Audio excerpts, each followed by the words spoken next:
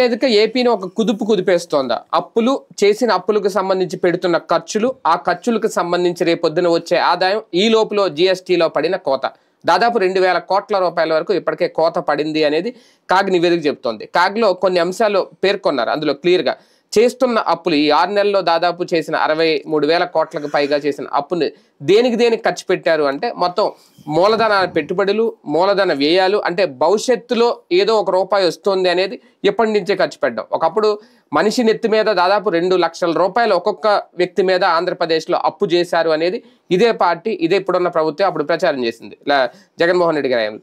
ఇప్పుడు ఎన్ని లక్షలు ఒక వ్యక్తి నెత్తి మీద పెడుతున్నారు అనే లెక్క ఇప్పుడు తీస్తారా?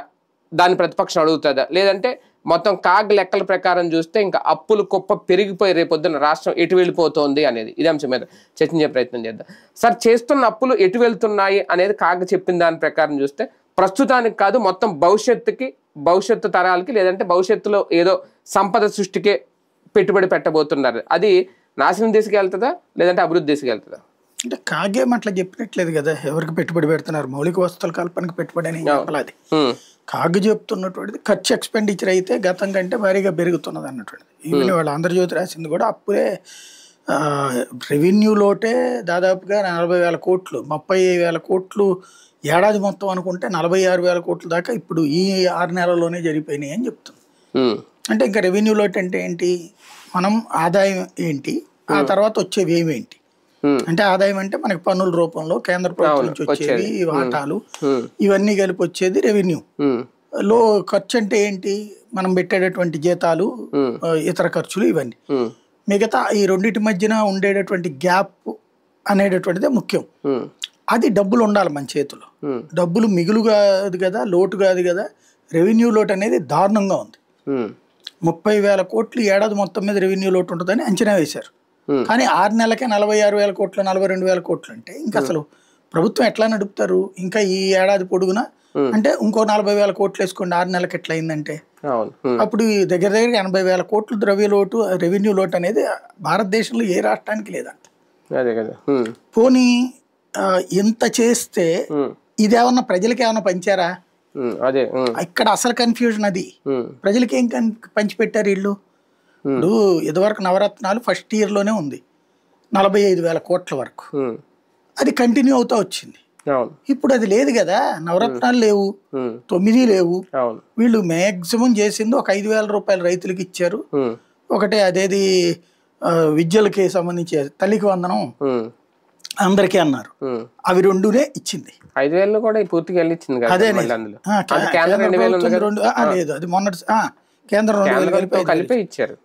అప్పుడు 5,000 పూర్తిగా వీళ్ళ ఖర్చు అని చెప్పలేము. మరి అప్పుడు ఇంకా వీళ్ళు ఇచ్చిందే ఉంది. బస్సులు అంటారా, వాళ్ళకేం వీళ్ళేం రియంబర్స్ చేయలేదు, మొన్నే కదా బిగిన్ అయింది. ఇంకేం చేసినట్టు ఈ డబ్బులు? అదే జగన్ టైంలో అయితే గనక మహిళలకి 18,000 రూపాయలు ఫస్ట్ ఏడాది పడ్డాయా, రెండో ఏడాది డబ్బులు పడ్డాయి కదా. అట్లాగే అదేది డ్వాక్రా రుణమాఫీ, అది ఏడాది ఫస్ట్ ఏడాది నుంచినే ఎంత ఉంటే అంత, ఏది 5 లక్షలు ఉంటే 1,00,000 రూపాయలు చెప్పిన ఏడాదికి, 3 లక్షల రూపాయలు కట్టుంటే ఏడాదికి 60,000 రూపాయలు చెప్పిన ఇట్లాగ కట్టాడు కదా అతను. అంత డబ్బులు కట్టాడు. అసలు ఓ రకంగా చెప్పాలంటే లక్షలు వెళ్ళినాయి అకౌంట్. 3 లక్షల నుంచి 5-6 లక్షల దాకా 5 ఏళ్లలో వెళ్ళిన సంపాదన. ఎంత మొత్తం 40 లక్షల వాళ్ళు చెప్పింది. సో అప్పుడు 5 ఏళ్లలో ఖర్చు పెట్టింది 45,000 కోట్లు ఏడాదికి. 45,000 కోట్లు 4 ఏళ్లలో వచ్చేటప్పటికి 2.5 లక్షల కోట్లు. అది తప్పు అన్నారు.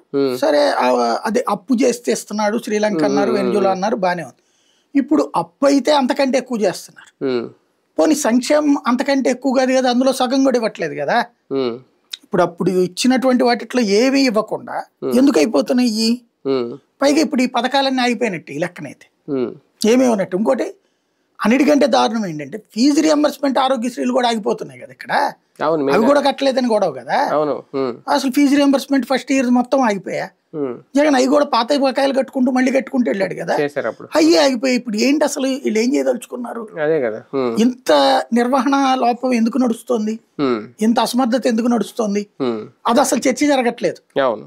ఇది ముందు ఆలోచించాల్సింది. పోనీ ఏమన్నా ప్రజలకి ప్రయోజనకరమైన ఏమైనా చేశారు మౌలిక వసతుల కల్పన అంటే ఇప్పుడు ఆ కట్టే అన్ని కేంద్ర ప్రభుత్వం అని అమరావతికి కేంద్ర ప్రభుత్వం ఇప్పించే లోన్సే ఇతర అన్నిటి కేంద్ర ప్రభుత్వం ఇప్పించాయి అవి కాకుండా ఇంక వీళ్ళు ఏం చేస్తున్నారు డెవలప్మెంట్ మరి ఏంటనేది అసలు దానికి ఇదివరకు అదే గనక జగన్ అధికారంలో ఉండుంటే వీళ్ళకి సంబంధించిన ఆర్థికవేత్తలందరూ బయటకు వచ్చి భారీ ఉపన్యాసాలు ఇచ్చి దాని మీద కోడిగుడ్డు మీద ఈకలు బీకేవాళ్ళు ఇప్పుడు ప్రస్తుతానికి కోడిగుడ్లు దొరకట్లేదు వీళ్ళకి ఈకలు ఎతకడానికి ఇప్పుడు ఇంత బహిరంగంగా కనబడుతుంది అంటే విపత్తులకి మౌలిక వస్తువుల కల్పనకి ఏమైనా పెట్టుబడులు ఎక్కువైపోతున్నాయి అందుకే అప్పులు చేస్తున్నారు ఏ విపత్తులకి ఏం పెట్టారని ఏమైనా ఇచ్చారా జనాలకి ఈ విపత్తుకి అయితే ఏమో లేదు ఇదే కదా ఇప్పుడు బుడమేరు మునిగినప్పుడు ఇచ్చినటువంటిది అది కేంద్ర ప్రభుత్వం డబ్బులే అందులోనే అతి పరిమితమై ఇచ్చింది ఏమి ఇచ్చారని చెప్పేసి విపత్తులకు పోనీ బొగరికి డబ్బులు అవడం అది కూడా విపత్తుల నివారణ ఇది వస్తుంది దాని కిందకి సంబంధం కాదు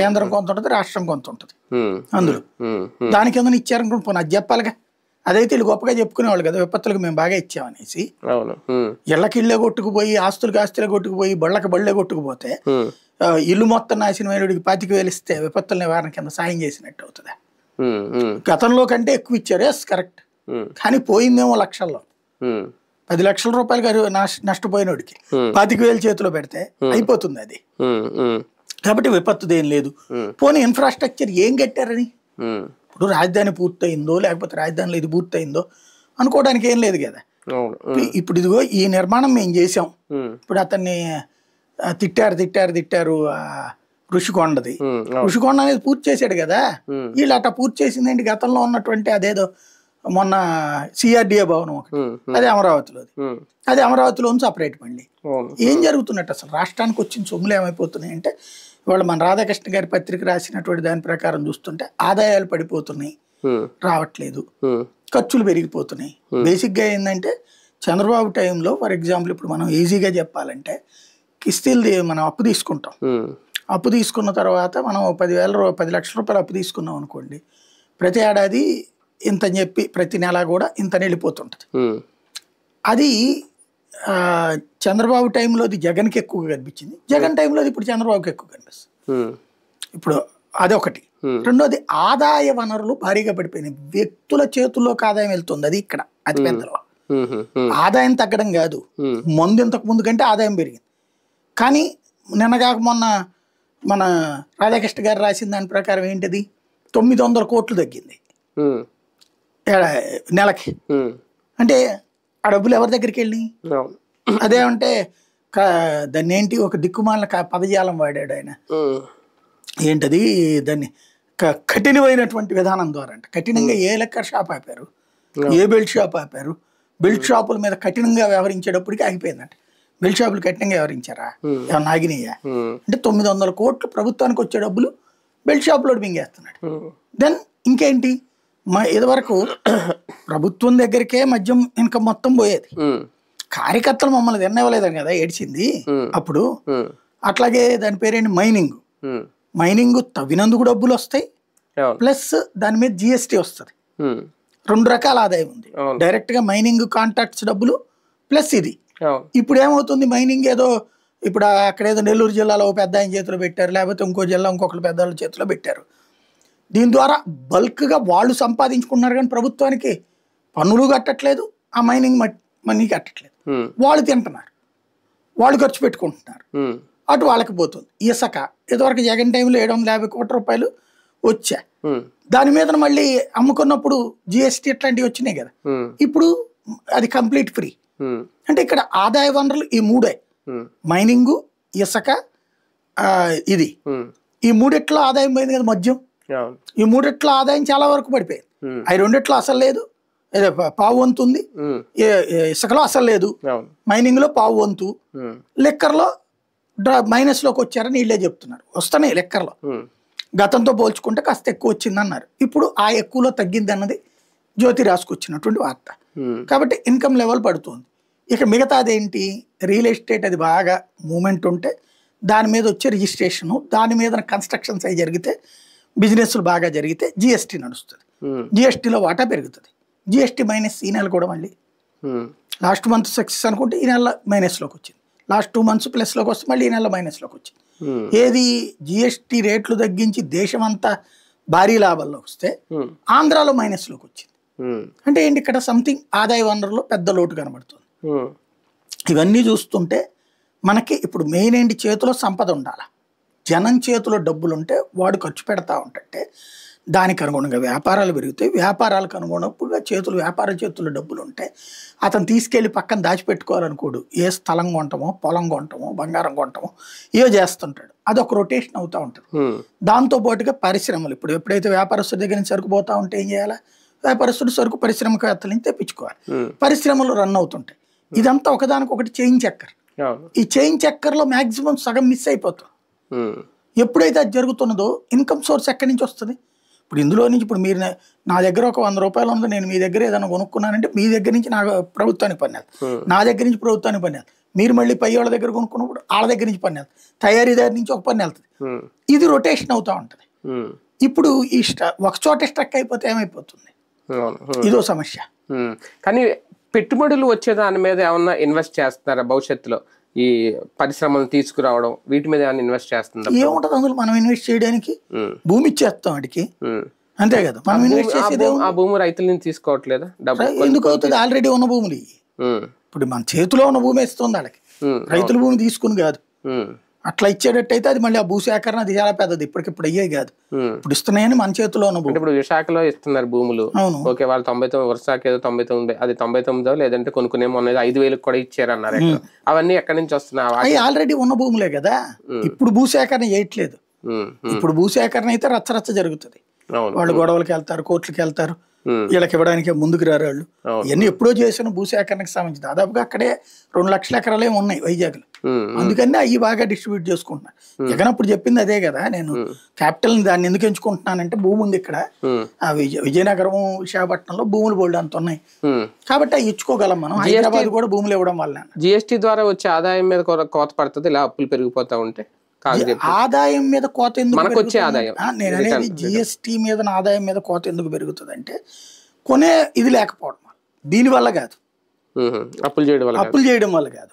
అప్పులు చేయడం అనే దాంట్లో పెద్ద ప్రాబ్లం ఏంటంటే ఇక్కడ మిస్టరీగా కనబడుతుంది. అలా అప్పు చేసి ఎవరికి ఇస్తున్నారు, దేనికి ఖర్చు పెడుతున్నారు, అది ఇక్కడ తేలట్లా. ప్రజలకన్నా వెళ్ళాలా, మౌలిక వస్తువులకన్నా వెళ్ళాలా, దేనికి వెళ్తున్నాయి? రోడ్ల మీద గుంతల మీద మట్టి పోస్తున్నారు తప్పించి రోడ్లు వేయట్లేదు. పోనీ దానికి ఖర్చు పెడుతున్నారు అనుకోవడానికి. లేదంటే గనక ఒక బిల్డింగ్లు ఏం కట్టట్లేదు. ఇప్పుడు మన రాజధానిలో కట్టే అవి సపరేట్, అది అది సపరేట్ గా ఫండింగ్ అవన్నీ ఉన్నాయి, వస్తున్న లోనే కదా. పోనీ అది కూడా యాడ్ చేసుకున్న అది మొత్తం కలిపితే 5,000 కోట్లే కదా. ఇన్నిగా ఇప్పుడు ఏది ఇప్పటికి ఇచ్చిందని చెప్పింది. మొన్న 7,500 కోట్లు ఎంతో ఇప్పుడు శాంక్షన్ చేశారు. అక్కడ తప్పించి కన్స్ట్రక్షన్స్ ఏముంటుంది ఇంకా, ఎక్కడికి పోతున్నాయి డబ్బులు అనేటటువంటి దాన్ని మామూలుగా అదే గనక జగన్ ఉంటే ఈ లెక్క అంతా పీకి వీళ్ళు చెప్పేవాళ్ళు మిగతా మీడియా. ఇప్పుడు బాబు కాబట్టి అదంతా లెక్క చెప్పరు, జస్ట్ ఆ మాత్రం రాసినందుకు అభినందించాలి. అంటే పిఎస్సి చైర్మన్ ఎవరు ఉంటారు కదా, ఆయన అడుగుతారేమో లెక్కలు ఇవన్నీ. అవును, పిఎస్సి చైర్మన్ కూడా ఏళ్ళలో పెట్టారు. ఉండేవాడు అప్పుడు అడగడానికి వీలుండేది. ఇప్పుడు అది కూడా కావాలని ఏళ్ళనే పెట్టుకున్నారు కాబట్టి ఇంకా నో ఆప్షన్, బయటకు వచ్చేది లేదు. ఒకప్పుడు బుగ్గన రాజేంద్ర ఉన్నట్టున్నారు, ఇప్పుడు మళ్ళీ మార్చేశారు. కానీ అంటే ఇది రేపు పొద్దున ప్రజల మీద సరే భారం. గతంలో వీళ్ళు అప్పుడే మనిషి మీద 2 లక్షల రూపాయల వరకు అప్పు ఉంది ఇప్పుడు ఆంధ్రప్రదేశ్ లో, మీకు తెలుసా అని ప్రచారం చేశారు అప్పట్లో జగన్ హయాంలో టీడీపీ ప్రతిపక్షం.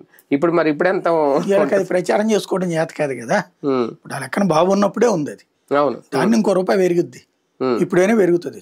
సమస్యల్లో ఏంటంటే పబ్లిక్ అడగాల్సిందైనా, ఇందులో ఈవెన్ మిత్రపక్షమైన అడగాల్సిందైనా అసలు ఏం చేస్తున్నారా బాబీ డబ్బులు, ఆదాయం ఎందుకు పడిపోతుంది, సమాధానం చెప్పాల్సింది ప్రభుత్వం. ఎక్స్పర్టైజేషన్తో సమాధానం చెప్పాలా, ఎందుకు పడిపోతుంది ఆదాయము, అది స్పష్టత కావాలి. మనం ఏం చెప్తున్నాం, విపరీతమైనటువంటి హైప్ వచ్చేసింది రాష్ట్రానికి, ఎగబడిపోతున్నారు, ప్రపంచం వాళ్ళు అందరూ పరిగెత్తుకుంటూ వస్తున్నారని చెప్పాం. మరి అంత వస్తున్నప్పుడు అలాగనే ఆ డబ్బులేం మనకేం సూట్ కేసులు ఇవ్వరు. దాంతో అంత టెంపో ఉన్నప్పుడు ఇక్కడ రియల్ ఎస్టేట్ బాగా గ్రోత్ రావాలా, అది ఎందుకు డల్ ఉంది, మైనింగ్ బాగా పికప్ అవ్వాలా, ఎందుకు నడవట్లేదు, చేతిలో డబ్బులు ఏమైపోయినాయి, అసలు సంక్షేమ పథకాలకి డబ్బులు ఎందుకు ఇవ్వలేకపోతున్నారు, కనీసం ఫీజు రియంబర్స్మెంట్ మీద సమాధానం కూడా చెప్పట్లేదు కదా ఇప్పటికి. ఇప్పుడు రేపు మాపై ఇడబొత్తుకులు కూడా బస్ స్టాండ్ అయిపోతాయి. ఇప్పుడు నిన్న తెలంగాణలో ఏం గొడవ అయింది, వాళ్ళు యాట్ అని అరిచేసాడు, కేకలేసాడు, వాళ్ళు పాపం బెదిరిపోయి నడుపుతున్నారు. ఇప్పుడు ఏమవుతుంది రేపటి నుంచి? ఇప్పుడు క్రిందసారి ఇక్కడ ఏం చేశారు, రేపు అక్కడ కూడా అదే చేస్తారు. నెక్స్ట్ ఇయర్ నువ్వు డబ్బులు ఉంటే వచ్చి జాయిన్ అవ్వబ్బా, అంతే, వాళ్ళు ఇస్తే నీకే ఇస్తాం, మా దగ్గర అక్కర్లేదంటారు. ఇప్పుడు ఇక్కడ ఎడ్యుకేషన్ ఎట్ట డౌన్ అయిందో అక్కడే అవుతుంది. హాస్పిటల్ అంతే, నీ దగ్గర డబ్బులు ఉంటే వచ్చి చేరు, గవర్నమెంట్ ఇస్తే నీకు ఇస్తాం, మేమైతే మాత్రం ముందుగా చేర్చుకోలేం అని చెప్పారనుకోండి, ఏమైపోతుంది? ఆ వ్యవస్థలు కొలాప్స్ అవుతాయి. అంటే ఇలా ప్రైవేట్ పరం చేయడం కూడా ఒక సంపద సృష్టికి మార్గాల. ప్రైవేట్ పరం చేయడం కాదు, ప్రభుత్వం తన బాధ్యత నుంచి పారిపోతుంది, ప్రభుత్వం ఇచ్చే రూపాయిని తీసేస్తోంది. ప్రైవేట్ పరం ఆల్రెడీ చేసేసారు. ఇప్పుడు ఇవాళ రిసార్ట్లే అవి కూడా ప్రైవేట్ పరం చేసేస్తారు. చంద్రబాబు అంటే ప్రైవేట్ అంత ప్రైవేట్ వాళ్ళకి ఇచ్చేసి నేను ఇక్కడ కూర్చుని వాళ్ళందరూ వచ్చి నన్ను భజన చేస్తే చాలు అనుకుంటాడు ఆయన. అంటే అదొక ఆదాయ మార్గం అని. ఆదాయమో నా బొందా, దాంట్లో ఆదాయం ఏముంటది? ఇప్పుడు మెడికల్ కాలేజీ గవర్నమెంట్ చేతిలో ఉన్నప్పుడు మెడికల్ హాస్పిటల్ ఉంటది, దానికి అయ్యే ఖర్చు మనకి మిగులుతుంది, అది ఆదాయం అవుతుంది. అదే ప్రైవేట్ వాడు ఆడిది అంటాడు కానీ గవర్నమెంట్కి ఎందుకు ఇస్తాడు? ప్రైవేట్ వాడికి ఇస్తావు, స్కూల్ అయినా ఒక కాలేజ్ అయినా ఒకటైనా, వాడు తింటాడు కానీ నీకెందుకు ఇస్తాడు? నీకు లీజు డబ్బులే కదా ఇచ్చేది. అంటే భాగస్వామ్యం అంతే కదా, ప్రైవేట్ భాగస్వామ్యం. భాగస్వామ్యం అంటే ఏంటి? ఏమన్నా ప్రభుత్వానికి ప్రతి ఏడాది ఇదిగో నీ 10 రూపాయలు నీది, నా 10 రూపాయలు నాది అంటే అట్లా రాస్తారా? ఇల్లు రాసేది వాడి చేతికి ఇవ్వడమే భాగస్వామ్యం అంతే. మామూలుగా భాగస్వామ్యం అంటే నీకు 30 నాకు 40 ఇట్టాగా అనుకోవడం. వీళ్ళ భాగస్వామ్యం అంటే వాడి చేతికి ఇచ్చేసేసి లీజు డబ్బులు తీసుకోవడం భాగస్వామ్యం. అంత మించి పన్నులు కడతారు, పన్నులు ఏముండవు అందులో, పన్నులు కూడా ఏముండవు. అట్లా గవర్నమెంట్ ఇయ్యే కదా, దాంట్లో ఏం పన్ను కడతారు? అందులో ఇప్పుడు హాస్పిటల్కి పన్నులు కూడా లేవు కదా ఇట్లా. అవును అవును. అంటే సంపద సృష్టి పెరిగే వరకు, అదే సాధించే వరకు 6 నెలలకు ఒకసారి ఇలాగ పెరుగుతూనే ఉంటాయి సార్. 62,000 కోట్లు, ఇంకొక 70,000 కోట్లు, ఇంకో 100 కోట్లు అలా పెరుగుతూనే ఉంటాయి. ఇంకా సంపద సృష్టికి ఈ అప్పుకి సంబంధం లేదు. సంపద సృష్టి అనేటటువంటిది ఒక బోగస్. అంటే డబ్బులు వస్తే అప్పు చేయక్కర్లేదు కదా, ఎందుకు ఉంటది? అంటే తగ్గుతుందేమో కొంచెం, దానికంటే ఎక్కువ చేస్తున్నారు కదా. అంటే సంపద ఉంటానే ఉంటది, సంపద ఎవడు సృష్టించక్కర్లేదు, అది నడుస్తూనే ఉంటది. ఇప్పుడు నాకు 25,000 జీతం వస్తుంది అనుకోండి, నేను 25,000 జీతం ఉన్నప్పుడు నా ఎక్స్పెండిచర్ 18,000 పెట్టుకోవాలి. కానీ నేను 30,000 పెట్టుకుంటే దీంట్లో అదేమంటే వాళ్ళకి పంచానంటే నీ దగ్గర ఉన్న దాంట్లో పంచాల, నువ్వు దాటి పంచావు. జగన్ అది చేశాడు తప్పు అన్నావు, నువ్వు మరి అదే చేస్తానంటున్నావు, అయినా పోని పూర్తి చేయలే. ఇక్కడ రాజకీయం ఎప్పుడైతే ఇన్వాల్వ్ అవుతుంది, ఇక్కడ జరుగుతున్న ల్యాబ్స్ అది కాదు. ఇక్కడ జరుగుతున్న ల్యాబ్స్ ఏంటయ్యా అంటే అతి పెద్దదైనటువంటిది, చేతికొచ్చే ఆదాయం వేరే వాళ్ళకి ఇచ్చేస్తుంది, ప్రభుత్వానికి వచ్చే సంపద ప్రైవేట్ వాడికి పంచుతుంది. దాని వలన ఎదురవుతున్న నష్టం రెవెన్యూ లోట్లు మెయిన్. దాన్ని ఇంకెవరు ఏం చేయలేరు. రైట్, చూద్దాం. అప్పులు ఇది ఇలాగా కుప్పలుగా పెంచుకుంటూ పోతారా? ఇప్పుడు కాగ్ చెప్పిన నివేదిక ప్రకారం చూసుకుంటే 62,000 కోట్ల రూపాయలు, అది కూడా 6 నెలలకి. ఇంకా అవి పెరుగుతాయా? సంపద సృష్టి అనేది మొదలయ్యే వరకు అప్పులు తప్పవా? ఆంధ్రప్రదేశ్లో ఇప్పుడు ఇది ఒక పెద్ద చర్చ. మరి దీని మీద ప్రభుత్వానికి క్లారిటీ ఇస్తామని చూద్దాం.